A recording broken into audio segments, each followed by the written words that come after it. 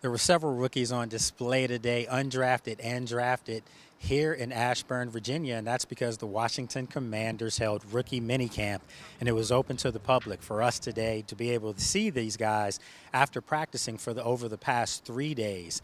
And we saw the draft class for Washington has been getting some rave reviews around the league.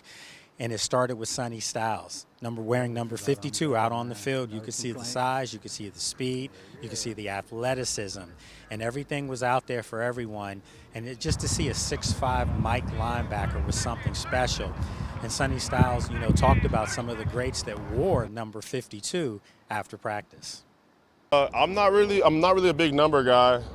Like, I wasn't really big in the single digits. Like, I like 0. Mikey has 0.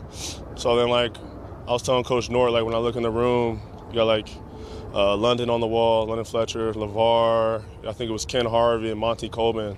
It was all 50 numbers. And I was like, shoot, I'm gonna pick a 50 number. And I was thinking about it. I remember growing up watching Patrick Willis, Ray Lewis. I was like, dang, 52 would be cool. And then my dad was like, hey, 5 + 2 is 7. So that's your draft pick. So I was like, dang, that's cool. That seems pretty cool. So that's really how I landed on it. I didn't have no special number to pick. So I was kind of just picking anything. Their third-round draft pick, Antonio Williams, the shifty, speedy receiver from Clemson, was on display as well. We also had a chance to see him fielding punts. That's something that is an arsenal to his game that will help him surely at the NFL level. He talked about some of the people that he patterned his game after that he liked as well.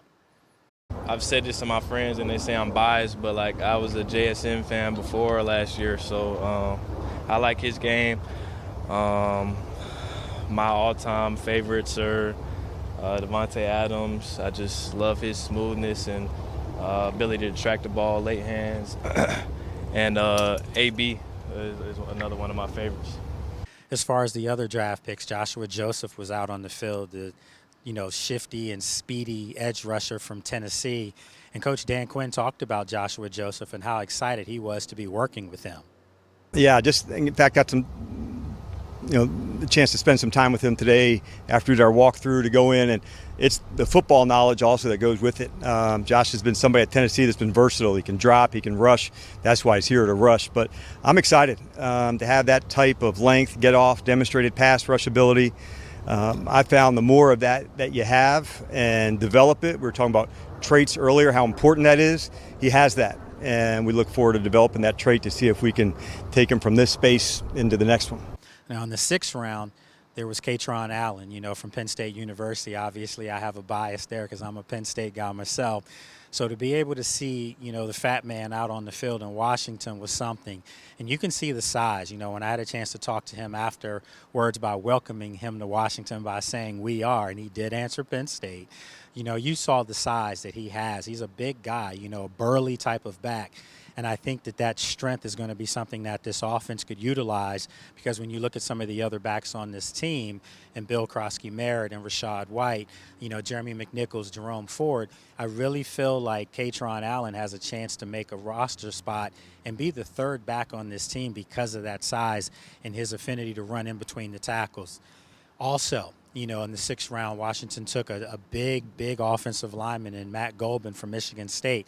Now, I know he had a long run at Wake Forest, but moving over to Michigan State gave him a chance to see the rigors of some physical football in the Big Ten. And you saw his size today. You didn't really get a chance to see a whole lot from any of the guys, even their 7th-round quarterback who did have a couple interceptions today. But for the most part, you didn't get a chance to see a whole lot. But you can see that these guys are living out their NFL dreams, and they're one step closer to making an opening day roster. So today was the first day of many we'll have reporting out here in Ashburn. You're going to have veterans coming in soon, so you're going to have a mixture of both parties there. So it'll be something to see when everyone comes back, and you can see how this team will start to develop and start to gel and become one.